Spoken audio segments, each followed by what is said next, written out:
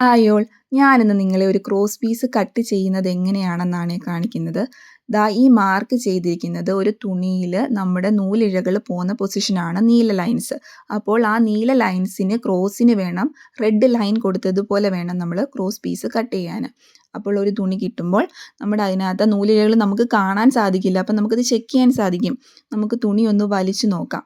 വലിച്ചു നോക്കുമ്പം 2 പൊസിഷനിൽ തുണി വലിയില്ല. അപ്പോൾ അതിന് ക്രോസിന് തുണി പിടിച്ച് വലിക്കുമ്പോൾ നല്ല രീതിയിൽ വലിയുന്നുണ്ടെങ്കിൽ ആ പോർഷനാണ് നമ്മൾ ക്രോസ് പീസായിട്ട് കട്ട് ചെയ്യേണ്ടത്.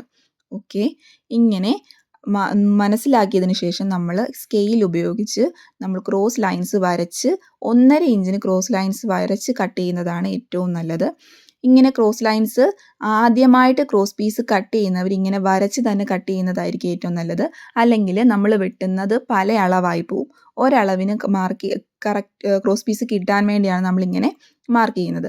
ഇതെന്തിനാണ് ഈ ക്രോസ് പീസ് ഉപയോഗിക്കുന്നതെന്ന് വെച്ചാൽ കഴുത്ത് സ്റ്റിച്ച് ചെയ്യുമ്പോൾ കഴുത്ത് സ്റ്റിച്ച് ചെയ്യാൻ ലൈനിങ് ഇല്ലാതെ കഴുത്ത് സ്റ്റിച്ച് ചെയ്യുമ്പോൾ നമ്മൾ ക്രോസ് പീസ് ഉപയോഗിച്ചാണ് കഴുത്ത് സ്റ്റിച്ച് ചെയ്യുന്നത്. അതുപോലെ തന്നെ നമ്മൾ പൈപ്പിങ്, ലേസിങ് എന്നിങ്ങനെ പല കൈക്കുഴി തയ്ക്കാൻ എന്നിങ്ങനെ പല ആവശ്യങ്ങളും നമ്മൾ ക്രോസ് പീസ് ഉപയോഗിച്ചാണ് ചെയ്യുന്നത്. ഈ വീഡിയോ നിങ്ങൾക്ക് ഇഷ്ടപ്പെട്ടിട്ടുണ്ടെങ്കിൽ എൻ്റെ വീഡിയോയ്ക്ക് ലൈക്ക് ചെയ്യുക, സബ്സ്ക്രൈബ് ചെയ്യുക, കമൻറ്റ് ചെയ്യുക. Thank you.